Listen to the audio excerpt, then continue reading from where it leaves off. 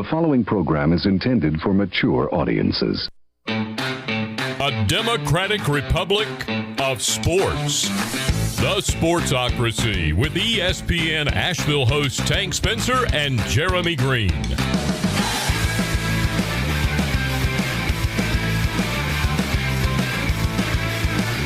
And welcome into the Sportsocracy. Thursday morning here in the Wicked Weed studio, wickedweedbrewing.com. Drink different. I'm Tank Spencer, Jeremy Greene, alongside as always, and that's not annoying. And look who's leaving speakers on now. So, anyhow, welcome into the program. Everybody, welcome into the comments, and good morning to you, Patrick Holt, Jonathan Welch, Kevin Vick. Glad to have everybody along. Hit that like, share, and follow button. Be sure to hit the subscribe button as well. And join us here in the Sportsocracy family. Today in the program, it is another day of the 30 days of Draftmas, as Jeremy makes his way back from the other computer. We're going to be talking about rookie rankings. And I guess this is the hype mostly that, you know, rookies are getting a lot of hype right now. Like, oh my God, look how good Elijah Moore looks. You're damn right he does. Going a little overboard on some of the rookies, I believe. So we'll talk about rookie rankings, as well as we did a little deep diving into the mock draft or the draft sites. Looked at Sleeper, looked at Yahoo, looked at ESPN as well. I think those are now the big three that most fantasy users use. And the discrepancies in some of the rankings are friggin' insane. So we're going to talk about values in amongst all of the different sites. So anyway, wonderful to wake up this morning to some fantastic NBA news about the Charlotte Hornets signing Terry Rozier to a 4-year max contract extension, $97 million. Jeremy likes to play the fun game of, they just gave him a contract extension. How much do you think they gave him? I got it within $2 million, and I was trying to be ridiculous of what would Mitch Kupchak possibly pay for Terry Rozier, who's a fine basketball player, but not a superstar by any means. My guess was 4 years, 95. When he told me it was 97, I almost choked on my own tongue. That just seems like a ridiculous amount of money to pay for Terry Rozier. It's a lot for a guy that doesn't really work with your best player. Right. We want to see LaMelo ball out, and I think Terry Rozier stands in his way for that. Exactly. Anyhow, let's get into what's this? Oh, Rob Johnson says the new Washington team name options are a joke. They're horrendous. I mean, they weren't all horrible. They were all horrible. No, they weren't. The best one's Washington football team. It's not even close. I disagree. I like the Washington Brigade. It has a nice sound to it. By the way, our leaderboard in commenter of the week, Jonathan Welch is currently in the lead. Within striking distance are Kevin Vick, Michael Whiteside, Patrick Holt, armchair commentary, Adam Black, and a slew of you right behind that. So still anybody's ball game. Still anybody's ball game. Have we determined a prize that we're playing for, or is this just bragging rights right now? Nope, we'll figure it out. We'll figure it out. We got a lot of merch being made, so that's right. A whole lot of merch being made. We'll find something out. We'll find something lovely that you can that you can rock. Jeremy, did you have that clutch your nuts moment yesterday when you saw Chase Claypool had to be helped off the field at Steelers camp? No. I know he's one of your little boyfriends. He is, and he's going to be great, and he's fine. Thankfully. All fine. All hunky-dunky. Tevin Jenkins is not fine, though. No. That left tackle competition for the Chicago Bears, that lasted a real long time. Hey, this is Jason Peters. He's going to contend for the left tackle job. This is Jason Peters. He's our left tackle now. Right. Tevin Jenkins going to have back surgery. Does that impact the value of any of the guys on the Chicago Bears for you? It doesn't help Justin Fields in the least. Yeah. Because Jason Peters is just consummately hurt. I mean, he's also 39 years old. Mm-hmm. So that scares me. If something happened to him, now you have problems. Russell Okung's still sitting out there, and why are teams not jumping on him? Well, because now he wants $27 million a year because he wants to be paid in Bitcoin, which went. Oh, did it explode again? No, I mean this was like a month ago. Oh, okay. It fell off the world. Yeah. I mean, like forever? Like it never rebounded? I don't know. Oh.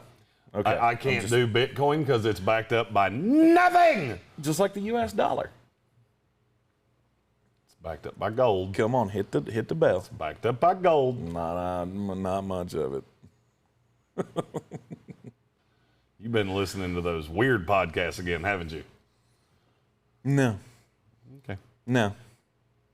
Anyhow, welcome into the Sportsocracy. Let's talk about rookies. The rookies in this class. The number one rookie to have in fantasy football is no doubt Najee Harris. Correct? Oh, 100%. He's the best rookie other than Kyle Pitts. Mm-hmm. By the way, if you haven't seen the video what Kyle Pitts did to Eric Rowe, that man has a family. Najee Harris has to be your number one target in this class. A lot of people have Jamar Chase up at the top, and I just don't get it.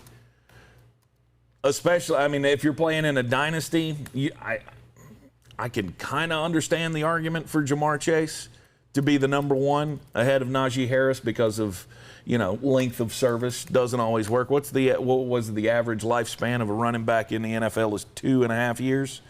Something like that. The average lifespan of a running back in the NFL is about a carton of milk. If you buy a carton of milk when their career starts, by the time they're pretty much washed up, you can throw that away. Right. So, I mean, does that change for you? Obviously, in redrafts, Najee Harris is the guy to have because he's going to have a lot of value this year. He's going to get a lot of tote. In Dynasty, does that change for you? No, because running backs are so important and they're so rare. Mm-hmm. I mean, Najee Harris is going to be, no matter what you think about their offensive line, he's going to be a horse. It's the way it is. Mm-hmm. There's no other running back on that team that scares you in any shape, form, or fashion. Najee Harris is the guy. By hook or by crook, he will be the guy that has, I think in my projections, I have him at 300 touches this year. I mean, it's like 289, but yeah. I'm close to 300. There are not many running backs in the NFL that will get that many touches. And you're getting him as a value at the back end of the second round. Not in a rookie draft, though. No. In a rookie draft, he's going number one. If you're doing rookie drafts, you've pretty much already done those. Yeah. Okay. Kyle Pitts, he's up there as well in the Dynasty rookie rankings. Kyle Pitts is my favorite. He's your number one. A tight end whisperer. He is a tight end. Yes, Kyle Pitts is my dude. And now that he's not at Florida, I can say that. Yeah. Because he hurt my soul a bunch of times. Who are people going too crazy on right now, other than Elijah Moore?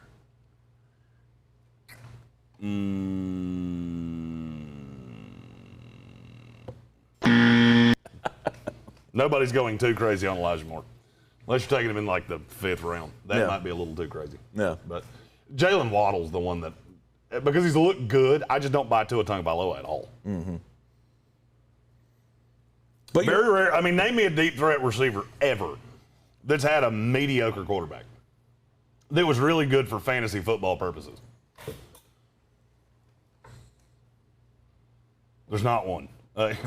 There's not one in the history of this league. Rob Johnson said ETN's going too high. I agree. But Kirk Cousins is fine. Mm-hmm. He's better than Tua Tagovailoa. There's no doubt. But I think Tua can have a higher ceiling than Kirk Cousins. Rob Johnson said ETN's going too high. I agree with you. Yes. I'm going to be really honest with you about how I feel about the Jacksonville Jaguars backfield. James Robinson's the running back you want, and you're getting him after ETN. Mm-hmm. I don't think, and I know that ETN lined up in the backfield and all this, it's because they're trying to teach him pass block. I saw that got a lot of pub on Twitter. Oh, look, all of ETN only lined up in the slot twice. Okay, let me explain 2 things to you about the preseason. 1, you can't always believe what you see. 2, a lot of times they're trying to teach you something. Mm-hmm. And ETN, they're trying to teach him to be a running back in the NFL. They don't believe he is one right now. But do they not also give you a window into how these guys are going to be used when you see, I think it was 12 of the 16 snaps or something like that Trevor Lawrence took in that first game? James Robinson was his running back. Bingo. That gives you a window into how they're going to be used. I've always thought that this was the dumbest thing ever, that James Robinson came out of nowhere last year as a damn good running back. He was a fantasy star last year. And people thought that Travis Etienne's just going to come in here and supplant him and immediately take over, a 60% share of the touches out of the backfield. I've never bought it. And I still don't buy it, and I still don't understand why this continues to be the case. You're seeing in all of these drafts, Travis Etienne goes maybe a round, sometimes a round and a half, 2 rounds ahead of James Robinson. Who's going to be the bell cow for them? I just can't understand the thought process behind that, because I guess it just depends on the team. Like, you look at the Pittsburgh Steelers and Najee Harris, there's no competition there, but there's always been that role with Mike Tomlin. When he has a young running back, he's going to run him into the ground. And I think there are other situations where you should probably take it easy on your young running back if you want him to have a prolonged career. I don't know. Running back has become a churn and burn for many coaches in the NFL. I understand this was a different coaching staff. I fully get that. How many running backs in the NFL last year had more touches than James Robinson? 4? 5. Ezekiel Elliott, David Montgomery, Josh Jacobs. I still will never understand why people are off Josh Jacobs. Yeah. Oh, but what about Kenyon Drake? I don't fucking care. Okay, he regresses. Let's say Kenyon Drake takes away 60 total touches. Not saying that, because you got to take the touches that other running backs for the Raiders had last year. You still have Josh Jacobs in the top 10 even with that. Let's say they give him 60 of Josh Jacobs carries. He's still in the top 12. Josh Jacobs is one of those that I'm just gonna keep taking him in the 4th round, and then I'm gonna hold the people I'm in fantasy leagues. I'm gonna hold their mouth open like I'm feeding them a dog a pill, and I'm just gonna drop my dingus right in there.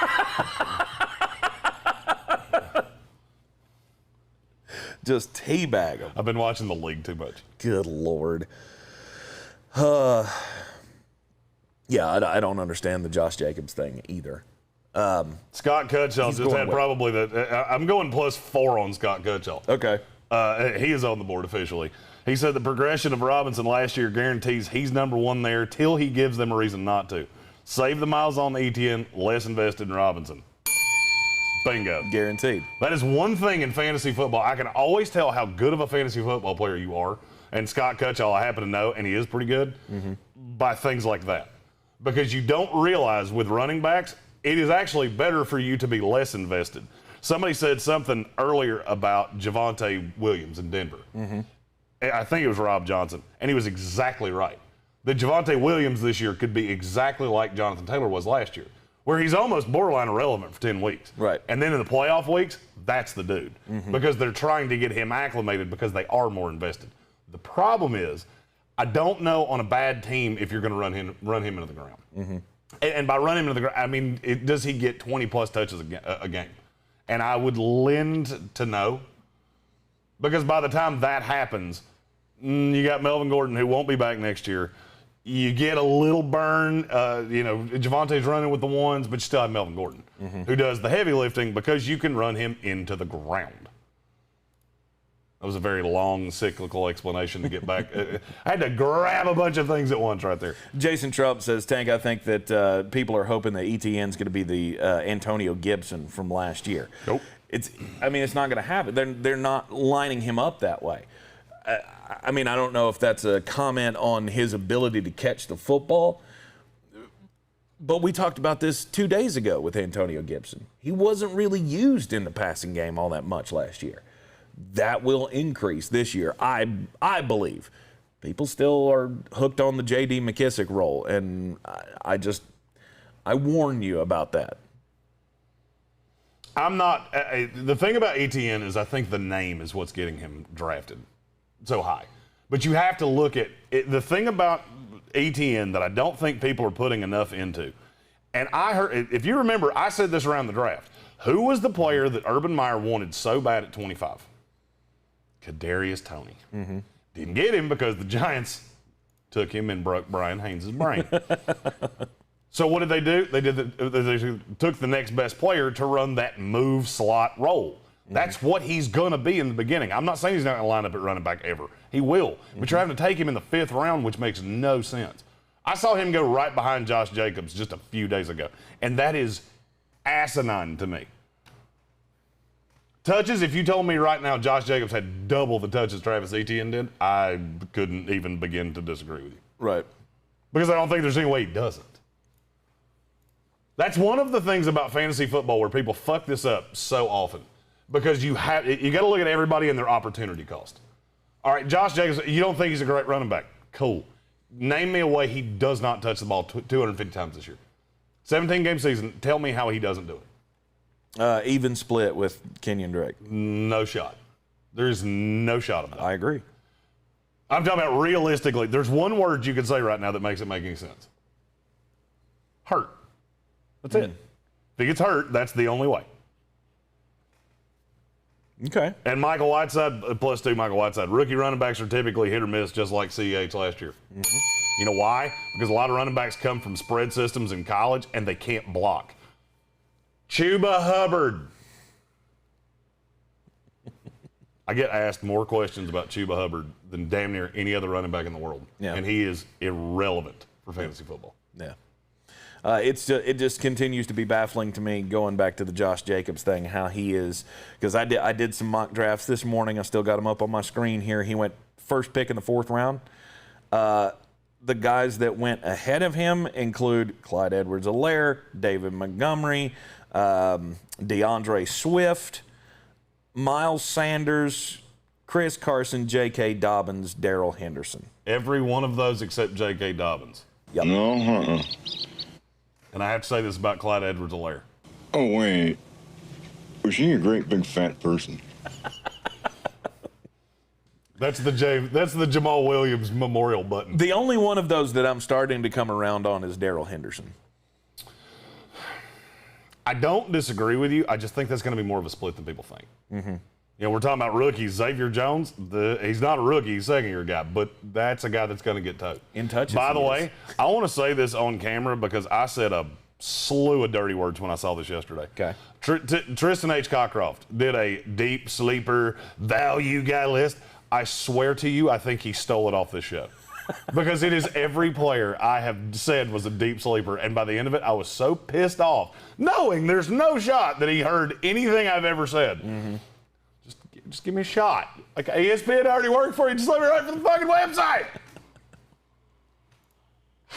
Because he had, what did you say? It was ridiculous. Like 9 out of 12 that he put up there? He had 10, and I've literally said 9 of them on this show. Yeah. The only one he had that I had never said was Devin DuVernay, and I only know that because I don't agree with it. Mm-hmm. It's almost like he threw that one there in there to throw people off the trail. Hey, this sounds like that fat guy with the big beard and the mullet. Just let me talk. So what? All right, let's talk about Trey Sermon. Trey Sermon is a guy that gets a lot of love, and somebody said it in the comments earlier that Trey Sermon is the 1B running back for the San Francisco 49ers. I want to disagree, but I'm not certain on that. I know Raheem Mostert's going to come in as the number 1 guy, and they're going to run him until he gets hurt, which is pretty much an inevitability. I think the guy's only had 2 seasons where he's played double-digit games in his entire career. Raheem Mostert. Yeah. So I can understand why a lot of people are high on Trey Sermon. It's just, to me, it's a big risk. Let me ask you a question. Mm-hmm. What is the most touches that Trey Sermon ever had in a year. By the way, played all 4 years in college. 3 at Oklahoma, 1 at Ohio State. What is the most touches he ever had in the season? 176. Okay. That was his sophomore year at Oklahoma.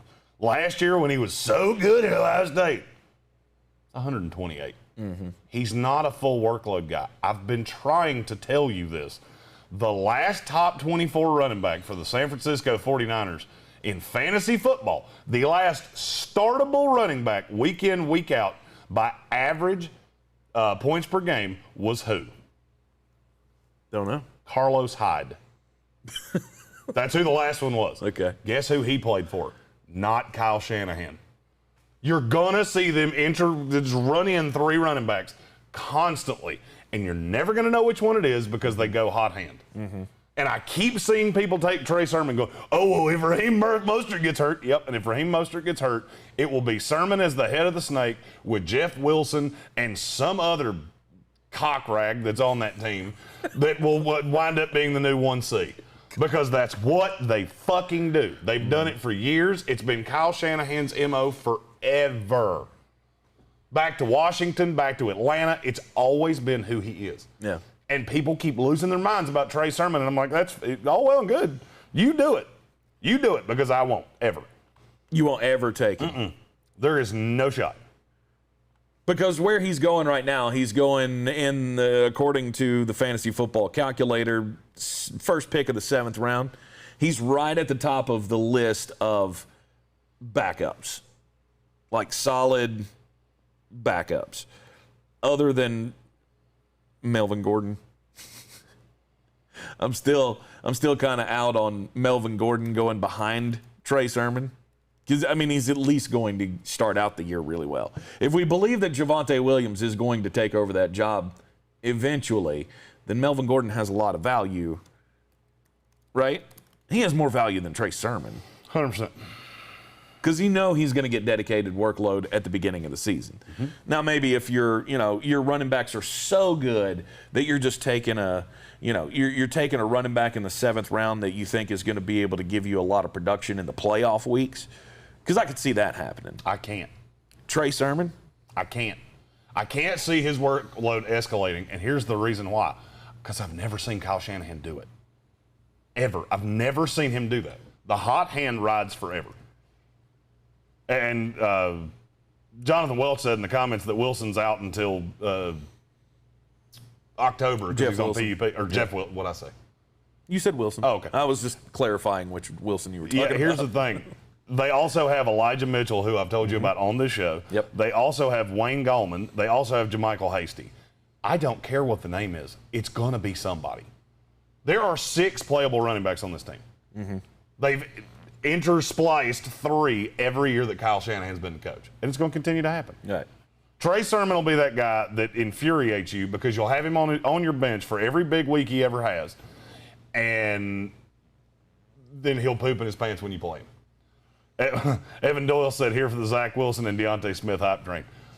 By the way, I was 100% right on Deontay Smith.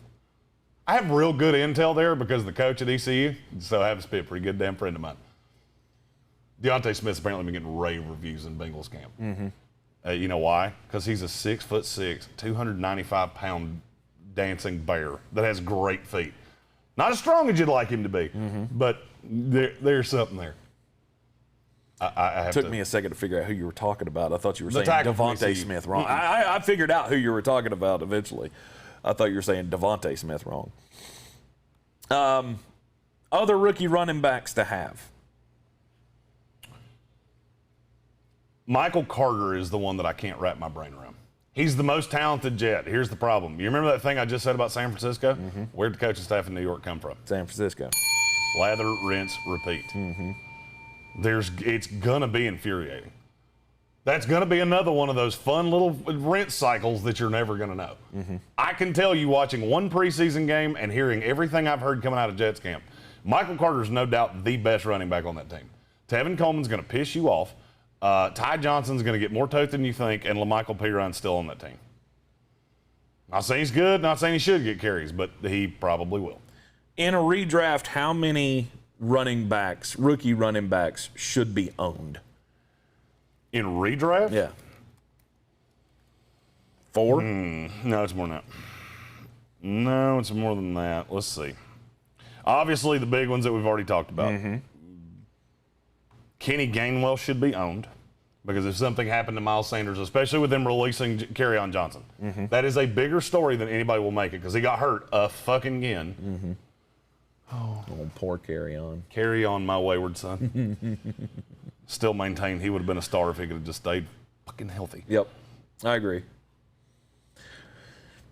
So Kenny Gainwell needs to be owned. What about Romandre Stevenson? I would say in a redraft, no. Depends on how deep it is. 14-team, 16-man rosters, I could see him being your last pick. Yeah. But you're never going to get him there because some dum-dum in your league is going to go, he rushed for 128 yards in the preseason. Right. And they're going to take him in the 12th. Right. We talked about this off the air yesterday. Chuba Hubbard. If you're the Christian McCaffrey owner, get Chuba with your last pick, just in case. Everybody's under this assumption now that I've seen this over and over and over again in chats that I'm in mock drafts of people talking, oh, good job taking Christian McCaffrey number 1. He can't stay healthy. That was last year. That's it. He played 99% of the snaps for the Carolina Panthers his first 3 years in the league. Last year, he struggled with some injuries, and now everybody just believes he's a broken toy.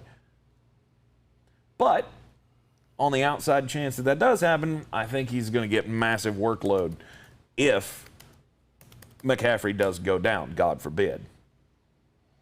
I would say that's probably the line for me in a redraft. Dynasty, absolutely. Get these running back. Get Chris Evans and Elijah Mitchell and Khalil Herbert and all those guys. I just don't think there's any value there in a redraft. One of the bad things about those deep divey rookies is that 2 of the ones that I liked for Dynasty are on the same team. Chris Evans and Puka Williams. Puka Williams is really, really fast. That's the kid out of Kansas, right? Yes. Yeah. By the way, Carolina Panthers fans, I'm sorry. It's been a very bad day for you.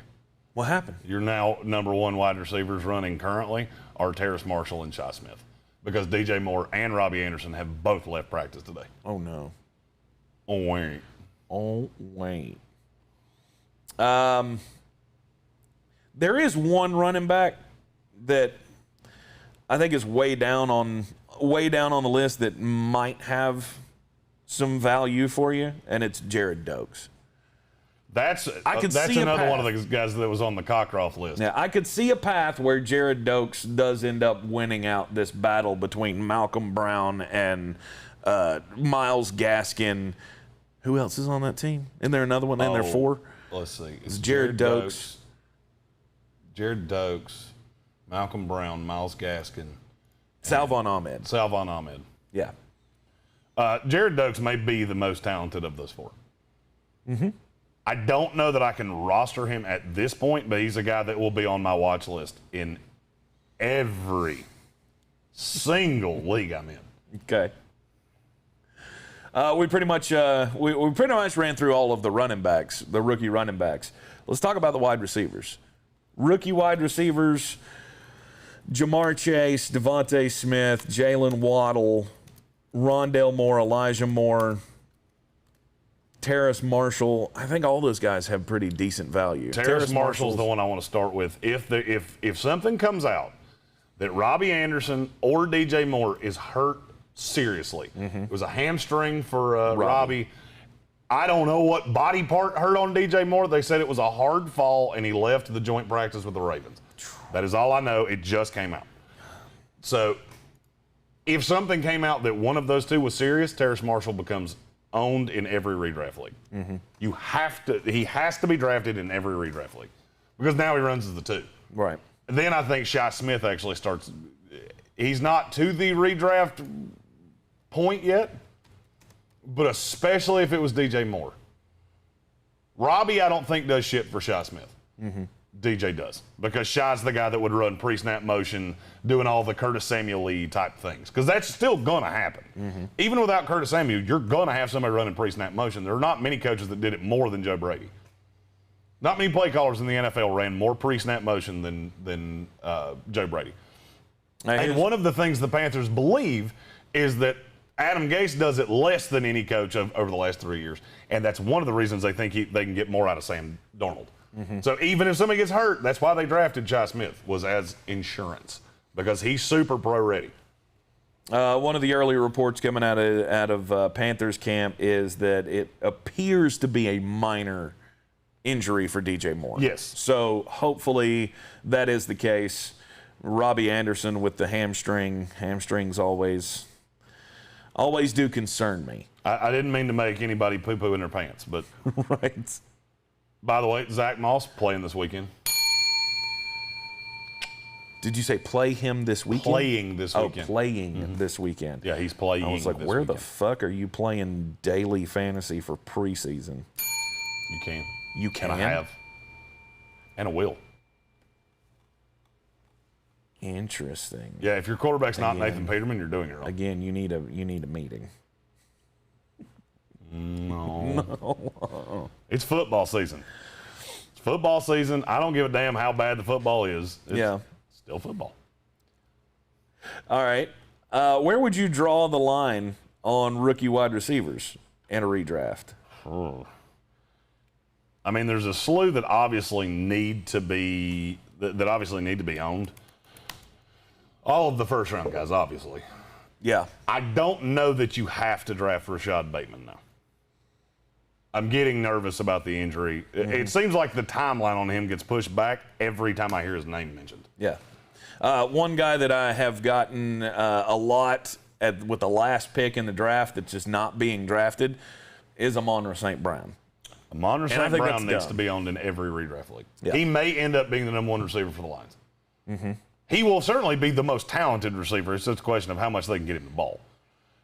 You asked me about my line that need to be owned in redraft. Yes. Chase Bateman, Deontay Smith, Jalen Waddle, Elijah Moore, Terrace Marshall, Rondale Moore, Amon-Ra St. Brown. And then there's about three that I'm looking at going, it depends on your league. Kadarius Toney. He's been so bad. Josh Palmer. Did you say him? That was one of the three. By the way, Armchair said in the comments, I heard somebody yesterday saying you should be picking up Josh Palmer in your redraft leagues. I don't suck at this. I love Josh Palmer, and I still love Josh Palmer. He, to me, is draftable in redraft. And I think there's three others that are just right on a line of they probably need something to happen. Dwayne Eskridge, I don't know how they can have three fantasy-relevant wide receivers in Seattle. That's kind of hard for me to believe. Nico Collins in Houston. Obviously, I'm worried about the quarterback. Yeah. But Nico Collins is probably going to run as the 2 in Houston. But Tyrod Taylor's not bad. No, I just don't know that you can. Brandon Cooks is going to be fantasy relevant whether the quarterback is Deshaun Watson, Tyrod Taylor, Uncle Rico, Tank Spencer, Shane Falco, Joe Flacco. I don't give a fuck who the quarterback is. Brandon Cooks will be fantasy relevant. I just appreciate that you ranked me ahead of Shane Falco. That wasn't in order. Because you would be ahead of Joe Flacco but behind Shane Falco. Oh, okay. Good with that. I don't care who the quarterback is. I don't know that with Tyrod Taylor that you could ever convince me they're going to have two fantasy relevant wide receivers. Right. I just think that's bullshit. Oh, Kevin Vick said the Panthers defense has picked off Lamar Jackson 5 times today in team drills. Okay. Tamp it down. Okay. Yeah, Green Bay. I saw a bunch of Jet beat writers yesterday doing this because we were going up against the Packers in joint practice. Joint practice. Yeah. And one of the Jets beat writers said, it's really obvious which team was 2-14 and which one was 13-3. Because Wilson got picked off a couple times. He was like 12-23. I don't know who needs to hear this, but I keep hearing this. So let me say this really clearly. Guys do things in practice that they won't do in games. Huzzah! We do this every year. I've said this every year that we've had a show, and people just continuously put their fingers in their ears and go, nope, can't hear you. Not listening. No. Preseason stats don't fucking matter, especially in practices. Especially in practices. Right. Now, I will say, to Kevin Vick's point, I'm not trying to poo-poo on that's a good thing for your defense. Mm-hmm. Speaks well that your defense is growing, but, okay? Just, yeah. Okay? Don't jump off a ledge, basically. And go, oh, we're going to be top 5 defense this year. Top 10 defense. They might be breaking down that door. No. You don't think so? You don't think Carolina Panthers have that in them? No, You have to go from god-awful bad to real good. Mm-hmm. I'm not saying they're going to be bad. I think they're going to grow up, and they've got a lot of young talent. But Wait. God-awful bad? They were not good. Were they not? I'm curious. I'm just curious. I'm going to look it up now. Total defense, I want to say they were 24 last year. 16. For fantasy purposes. Yeah, I'm not talking about for fantasy. I'm talking about in real life, big boy football. In real life, big boy football. Yeah, because they had Jeremy Chin, that was one of the highest ranked IDP players in the league. Mm-hmm. In total defense, Carolina was 22, 26, 25, 24, 21. 21. That's in total yards gained. Okay. Against them. Okay. And against the pass, they were real bad. No, middle of the league. Wrong on that. I think that's definitely there. I think they could be right outside the top 10 in defenses this year, if everything goes swimmingly. Anyhow, we were talking about rookie wide receivers. Oh, wait. Keep talking.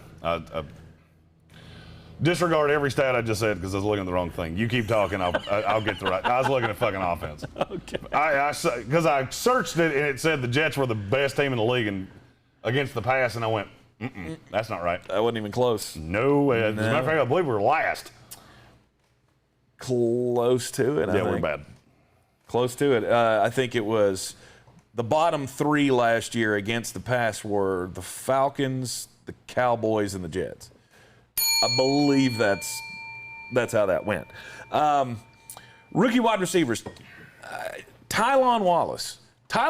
I keep falling back on him. You're just going to keep shoehorning this I'm going to keep shoehorning this into Do you realize how many receivers he's running behind right now? 4? It was 6 the last time I counted. Was it 6? Bateman, Watkins, Brown. Hollywood Brown, James Proche, Devin Duvernay. So he was 6. Okay. Yeah. Talent, just stop with talent. Stop it with talent. The talent's fine. That's an offense that I can definitively tell you you're not going to have 3 fantasy relevant wide receivers. No. You've already got Mark Andrews. I think Sammy Watkins will be fantasy relevant. If you believe Hollywood Brown or Rashad Bateman will. Now, I'm not saying you need to own him for a redraft or anything, but I think a dynasty, it's not a bad option. And I love computers. Especially if you have a taxi squad. You know what I want? I want somebody other than Windows and Mac to put out an operating system. Okay. And instead of the little blue spinning wheel, it's just somebody's face doing this. The whole time when your screen's not responding. I wanted to be a picture of Jermaine O'Neal. I did watch that last night, by the way. Phenomenal. It was great. It was a great documentary. If you Jermaine haven't O'Neal, seen... he's the underrated one that you should have been scared of on that team. Yeah. Because he was a frightening dude. Still maintain if he'd connected with old Tons of Fun, we would be posthumously talking about his role in this. Because he'd have ent him. He'd have ent his life. I love that Reggie Miller in the documentary said that was the best miss of Jermaine Wallace. Where the hell did that come from? Yeah, I went Ben Wallace, Jermaine O'Neal. Indeed. But that was the best miss of Jermaine O'Neal's career. 100%, because he'd have killed him if he'd hit him. Absolutely. I just think it's hilarious how How you going to watch this thing and everybody feels like they did the right thing, except for Ron Artest. Ron Artest was the one guy in there that I went, maybe he has grown a little bit from all of this. Well, he's also a crazy person, and he basically told you that 11 times. Oh yeah, yeah. But he's self-aware. He is self-aware of how crazy he was. That's crazy. And we just didn't, I guess we just didn't want to believe it when he was telling us that to begin with, because he was always completely honest with where he was. We were just like, you're a crazy person. Crazy as a spent cat. Right. Hell of a basketball player, nothing upstairs. It's so sad to me to think back on that and go, yeah, that was it. The fight they could have had a championship without that fight, and Reggie could have gone out with a ring. And instead, he had to tuck tail and be like, fuck y'all. I'm done with this. Can't do it anymore. Untold, the story of the Malice at the Palace on Netflix. Phenomenal. Phenomenal. Okay, let's do your whispering. Tight end whisperer. You're going to have to give me just a second because my computer is just now getting to off its lazy ass to do what I asked it to do. We all know Kyle Pitts is the number one. He's not going to be used a whole lot in that tight end role, which I think that lifts his value. Well, I can tell completely. you based on joint practices with the Dolphins, yeah, he will. He's going to line up. He lined up a tight end more often than I would want him to. As far as other rookie tight ends go, Pat Freiermuth, throw a shot at him. But I would say that's just in a dynasty. I don't Here's know that the thing. I would want Rookie him in a tight ends redraft. are always bags of penises. Always. Always. Never draft a rookie tight end in fantasy football. Ever. Kyle Pitts is the one exception because he's a unicorn. Yeah. I'm trying to go back to the comments to see if I need to award any points since my computer shut down for 7 minutes.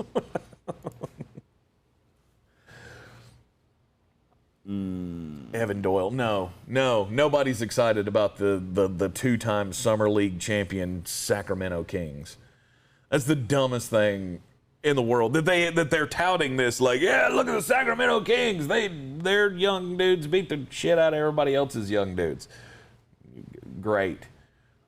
It's something to be excited about if you're a Kings fan. Well, if you're a Kings fan, it's the only title that you're ever going to win. I mean, as long as Vivek Ranadive is attached to that team, it's just going to be it's going to be a cycle of screaming.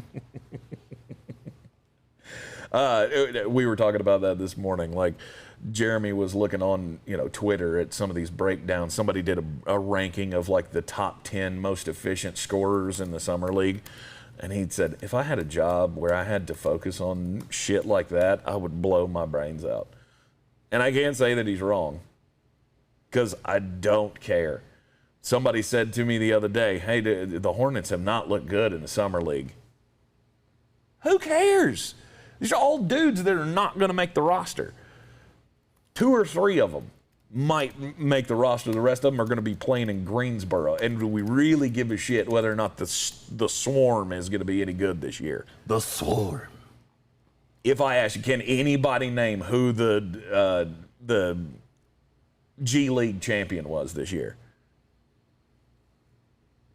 Because I don't know. I couldn't name a team other than us.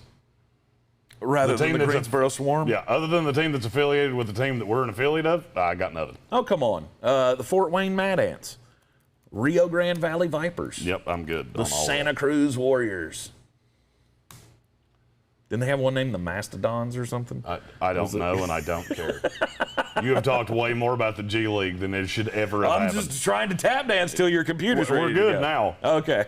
And when I say a minute, I literally mean like 30 seconds. Because once it figures its shit out, it runs pretty quick. Right. So rookie tight ends, there's only one that should be owned in a redraft. Kyle Pitts, maybe Pat Freiermuth. Adam Troutman. Troutman's not. Oh, that's right. He's not a rookie. He's just second-year player going to take over that role. I'm desperately trying to find one that I would ever have. Here's the. I mean, there's been. There's one I want to say. God, I want to say his name so bad because I love him. He's not a redraft guy, but you know the name I'm about to say. Jacob Harris. No. Oh well, Jacob Harris is one. I know the one that you want to say. Hunter Long. Oh. I want to. I thought he was done for the season. I don't think so. I remember seeing that he got hurt. Not believed to be season-ending. Oh, okay. He's a guy I like in Dynasty as a drafting stash. I've seen a lot of hype for Kalen Granson. Kalen Granson. Colts. Is it Kalen? K-Y-L-E-N? Well, if you want me to say it that way, you better spell it. I'm going to use Jeremy Greene. Yeah, now you got one. Kalen Granson. Jacob Harris, I think, is the other one that has had a lot of hype coming in. I have heard nothing about Trey McKitty As well, you should. in camp. Well, he's playing. Look at how many guys he's playing behind. Got him. He's playing behind Jared Cook. He's playing behind Donald Parham. Of which, can we just? Okay. Nobody's going to jump on that bandwagon with you. Donald Parham? Yeah. Okay. Can we not get him somewhere that he gets some damn snaps? For the love of shit, can we not get that 6'8" big motherfucker some targets? The only other one that I have heard. You mark my words, Donald Parham's going to end up on another roster, and he's going to be Darren Waller 2.0. The only other one that I've heard any buzz about 3.0 because of Jacob Harris is 2.0. Coming out of camp is, and this may just be because we're in the market, with Tommy Tremble. There are a lot of people that buy that. I'm not one of them. No, especially if we're talking about fantasy. It's just too many mouths to feed. Yeah, there's no real value there. One day, perhaps. I mean, I think he's going to be a good real-life player. I think he is completely 178% irrelevant to fantasy football. All right, let's talk about the quarterbacks. Everybody loves talking about quarterbacks, and as far as the rookie quarterbacks go, to me, it's Justin Fields number one by a mile. Yeah, he's the number one rookie quarterback to have this year. With a bullet. He's the number one, period. You think he's so? the number one forever. Because he has 4.4 speed and a cannon for an arm. I'm just out on Trevor Lawrence. I don't know what that's going to look like this year. I think you're already hearing everybody talk about Peyton Manning. Every time Trevor Lawrence's name is mentioned and there's some smart person talking about what his rookie year is going to look like, everybody mentions Peyton Manning. And a lot of interceptions. Yeah, he's going to have a lot 27 interceptions or whatever it was his 26. rookie year. Yeah. He's going to have a lot heaped on him. He's going to turn the ball over. He'll be a good real-life quarterback. I have no interest in him for fantasy football. He's being overdrafted. He's being drafted right with Joe Burrow, which is stupid to me. I'm out on Trevor Lawrence. I'd have Lawrence ahead of Zach Wilson, but not by a ton. Mac Jones would be my 3, and Trey Lance would be my 2. Your 2? Yeah. He's going to end up on the field before the season's over. He's not going to start the year. By the way, have you heard the Colin Cowherd theory on Jimmy Garoppolo? No. That now, no matter what either one of them do, they're going to paint it in a positive light to try to get more for Jimmy Garoppolo. Because he's convinced they will ship him out before this season starts. And I'm like, yay. I remember having that take 2 months ago.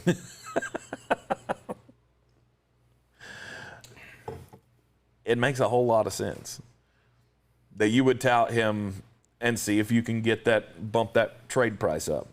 I don't know that it's gonna. I think they're gonna stand pat and roll through it. Jimmy Garoppolo's the starter. Trey Lance will be break glass in case of emergencies. Yep. So I think he starts before the year is over. I do. I think he starts again before the year. But here's the thing. Even without an injury.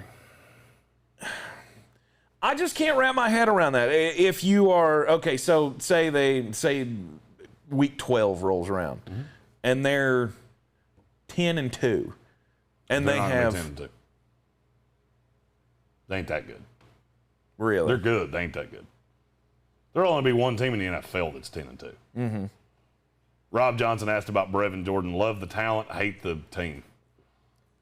God, I wish he played for a team that didn't just suck. All right, but we believe that the San Francisco 49ers are contenders in their division and are contenders in the NFC overall, correct?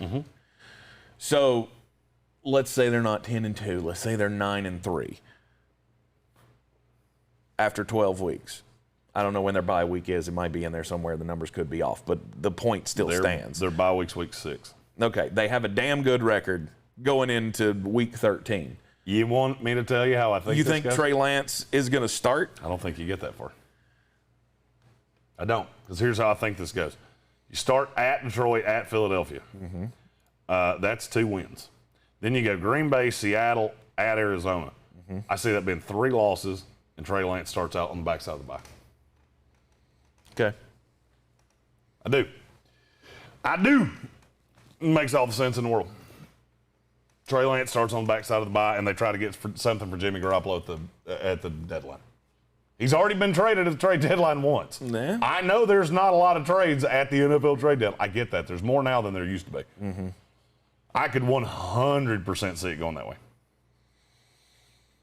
But you think Arizona's better than San Francisco? Do I think they're better? No, that game is in Arizona. They're hard to beat. They're hard to beat in that dome. The other 2, Green Bay, I do think is better than them. Oh, I agree with that. And Aaron Rodgers, anytime he comes to San Francisco, I just look at it and go, yeah, there's a little pissed off in him still. Yeah, he's going to have some fun. Seattle, that's the game where I think it starts to turn on Jimmy. He gets into a shootout with Russell Wilson. He can't shoot out with Russell. It turns into a high-scoring game. Russell has 350 yards in that game. Can't outdo him, and that's where the murmurs start. Then you lose the game to the Cardinals in week 5. Yeah. And now you have a bye week to get Trey Lance acclimated and get him on the field. Rob Johnson said, who would be the front runner on Jimmy G? I have said and will continue to say it's the New York Jets. It's the team that makes the most sense. To bring him in as a backup? I don't think he's a backup. I don't either. I think he's a starter in this league and somebody. I don't disagree with you. The Jets have already done this. We did it with Teddy Bridgewater. And there are a lot of people still in this front office that have already done that. Yeah. They were here when we did that. They watched it happen. Because I could see you getting Garoppolo for less than you think in season and then flip him on an expiring deal at the end of the year. So less than a 5? Oh, you're not getting Jimmy Garoppolo for a 5. I could see you getting him for a 3, and then you flip him in the offseason to a team that looks at the expiring deal, goes, we'll give it one year. He's not that old. The Jets have always made the most sense because they're the one team that doesn't have anybody on the roster. There's not one quarterback on that roster that's ever thrown a pass in the NFL game. Yeah. And I struggle to believe they're going to go into the year with that. Other than Josh Johnson, who's not making this team. Yeah, that's what I've thought as well, but there has been no movement on that and hasn't even been a rumor of that. By the way, I have to say this because Michael Whiteside said it in the comments. Is hinted at Dallas because they think Dak's not 100%. Stop worrying about Dak. Dak's fine. Yep. Dak's fine. This is all a Jerry Jones controlled narrative of, no, they're not going to play him in the preseason. Because why? Why would I play him in the preseason? Now they're just using it as an excuse. I have been told by 2 separate people that know the Cowboys infinitely better than I do that if a regular season game was to happen on Sunday, Dak would play in it. They're just being cautious. Because he was completely immobile for an extended period of time. And he had a little soreness in the arm, and all it was a little fatigue. And they poo-pooed in their panties and went, nope, no more of that. Right. All right, any other rookie names that you want to throw out? I'm sure there's one, but one's not coming to my brain at the moment. Okay. No, there is one. Javian Hawkins. I know he was bad. I thought like a week ago you said he's not worth a damn. I did. And I still believe that. Name me any other running back not named Mike Davis on that roster. I'll wait. I can't think of Kadre Allison, Cordero Patterson, Who can we? He's a guy at least worth knowing the name. Mm-hmm. Jared Patterson's another guy worth knowing the name. Oh, from the Washington football team. Yeah. Jared Patterson's going to have a role. I can't tell you it's going to be a big role, but he's going to have a role. Especially if something happens to J.D. McKissick. By the way, stat of the day. Yep. The 5 worst, there have been 27 quarterbacks that have had at least 1,000 dropbacks in the last 3 years. The 5 worst by estimated points per attempt, they're all 5 projected starters going into this year. Mm-hmm. Can you name any of them? No. It's Carson Wentz, Cam Newton, Sam Darnold. The other 2 just went out of my head. Oh, Daniel Jones, and I'm forgetting one. Jalen Hurts. No, Jalen Hurts hadn't had enough dropbacks. He would be the worst on the list if he had enough dropbacks. The other one just went right out of my head. Cool stat of the day. We appreciate that. Let's talk about ranking the rankings here real quick. So we went through and looked at 3 different draft sites: Sleeper, Yahoo, and ESPN, and looked at the rankings that they have for players. They are completely out to lunch, all 3 of them, in my opinion, on Damien Harris. Damien Harris's highest ranking in any of the mock draft sites, ESPN has him at 91, which I think is terribly low. Sleeper's got him at 101, and Yahoo has him at 138. It's a starting running back that you can get in the 10th round because nobody is paying attention. Everybody is so beholden to the rankings and what's directly in front of them that they forget that these guys are there. Rankings horse. Yeah. Don't be a rankings horse. Yeah. Michael Thomas is the other one. Sleeper and ESPN have him too high, but I mean, it's about somewhere in the neighborhood of 64. So Sleeper's got him at 64. ESPN's got him at 75. I think ESPN's closer to where his value should be right now because we're not sure about the injury or how that's going to go. Yahoo has him at 131. Which is insane. Mm-hmm. He's in a smart league that has a big buy-in and ended up getting him in the 10th round. Yeah. I got him at 120, 110, 120, somewhere in there. Right. When he comes back, he's going to have massive value. And there's been very little information out of New Orleans, but I keep hearing this. He's way ahead of schedule. I had somebody that knows way more than I do tell me I won't be shocked if he plays week 3. Mm-hmm. The PUP thing is pretty much already off the table. He's not going to start the year on the PUP list. If he's inactive, he's inactive. Mm-hmm. Ronald Jones. Ronald Jones is another one to me that I get that backfield's ugly, but he's also the starter. He also had 900 rushing yards last year. There are many that believe that there's going to be more of him this year, that he could hit 1,000 yards. I think he might be close. I think there's going to be more of Fournette than you believe. And there very well could be. Sleeper has him at 84. Which is about where he should be. Yahoo has him at 79. ESPN has him at 123. Yep, that's way, way too damn low. Massive value on ESPN for Ronald Jones. There are some that just have him, have some guys way too high. Like, to me, ESPN has Brandon Cooks at 69. To me, that's very, very high. The other two have him in the 90s. Puts him in the backside of the 6th round. That's too high. Yeah. The other 2 services, though, Yahoo and Sleeper, have him in the 90s, which is, I think, where he should be considered. I have Brandon Cooks at 85. And I think I'm higher on him than most. Mm-hmm. Cortland Sutton on ESPN. He 907 is where he is for me. On ESPN, he's number 50. Yeah, I have a rule. I don't like drafting receivers that I run better than. Mm-hmm. That name just terrifies me. Yeah, Sleeper's at 79, Yahoo's at 84, but ESPN's at 50. So that works the other way around.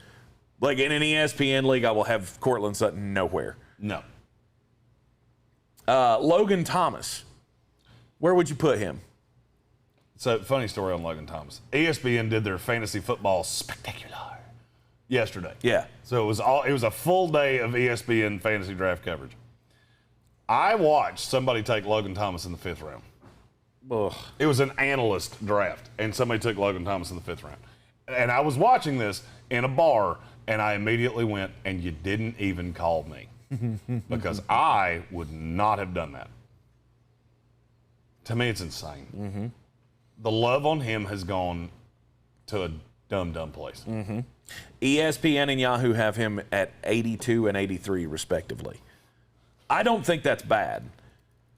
Sleeper has him at 108.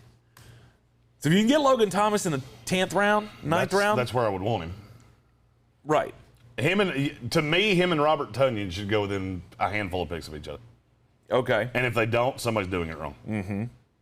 I think all the services are drunk on Devontae Parker. The other, not high, but too low on him. The closest one for me is ESPN that has him at 118. He's at 139 and 140 on Sleeper and Yahoo. Devontae Parker.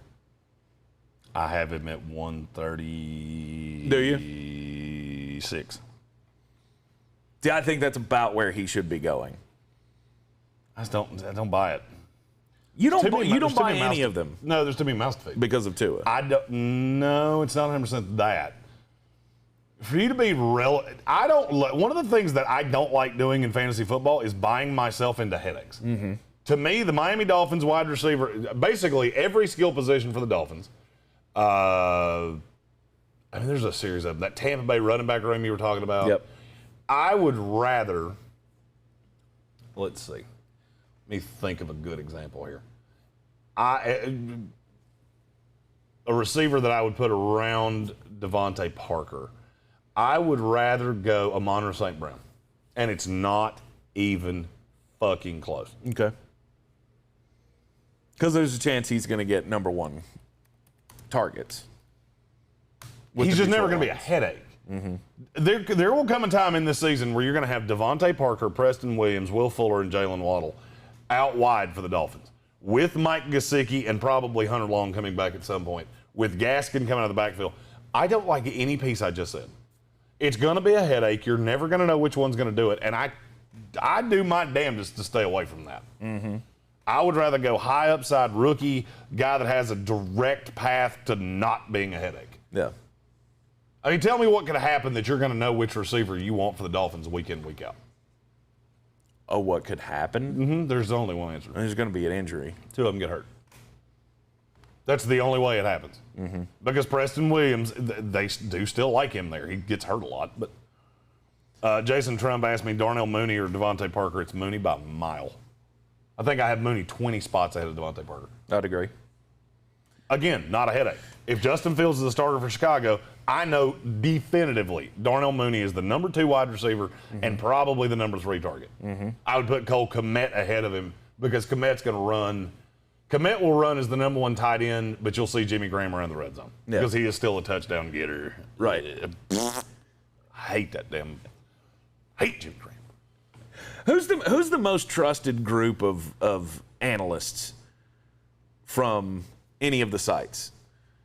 Who do you trust more than anybody? Is it CBS? Is it with Dave Richard and? I do love the CBS guys. Mm-hmm. They sent us a very lovely note when we got hired by ESPN, and I've never forgotten that. Right.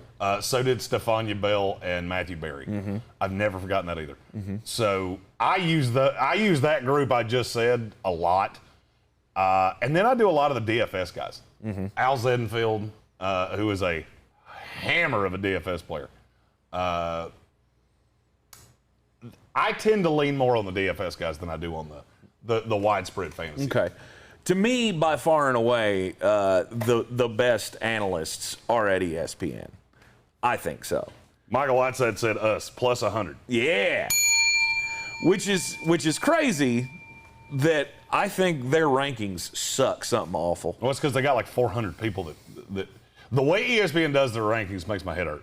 Because they take, I think there's 8 analysts that put into their rankings, and then they average it out. Well, here's the thing. If you've got one person that's out to lunch on somebody, it just typhoons them. Yeah. Or if you've got somebody that's way too high on them.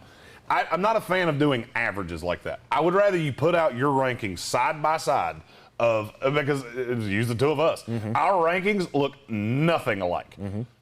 Nothing.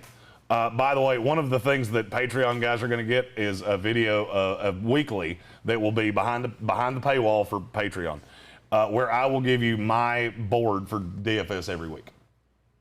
I've always said I would never put that out for the masses to see, but I will put it out for the Patreons to see. Okay. Also, shirts coming from that. We tripled you up.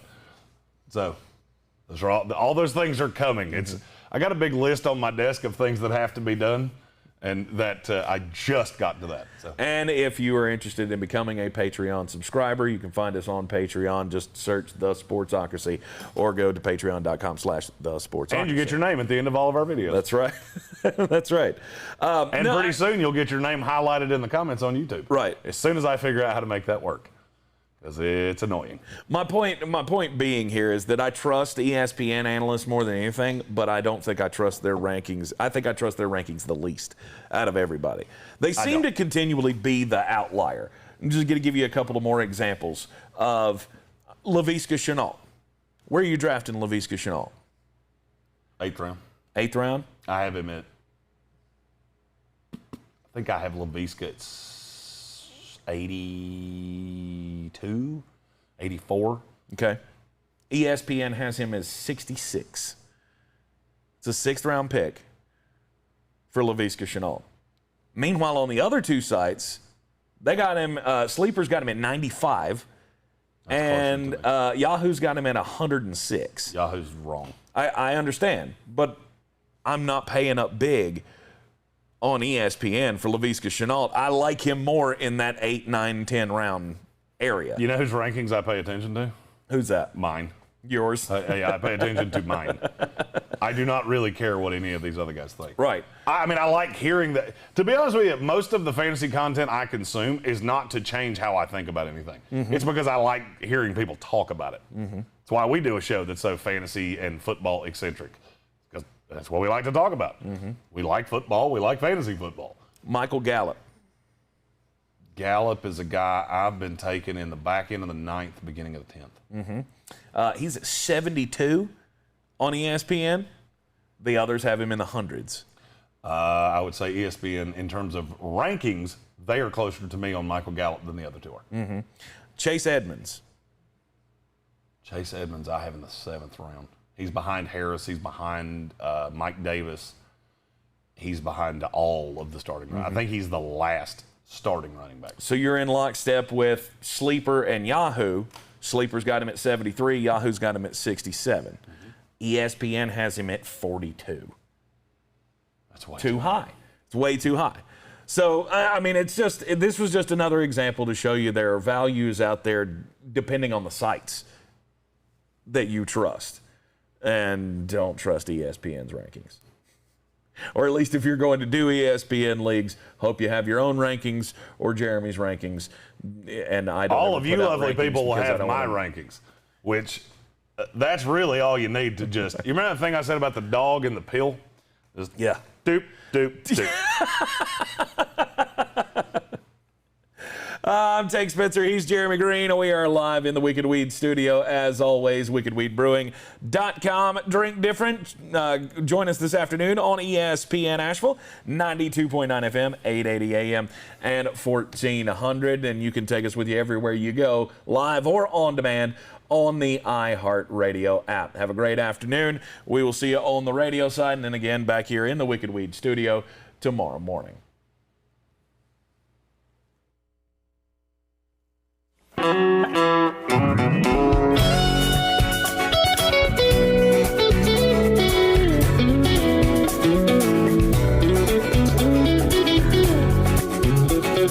you.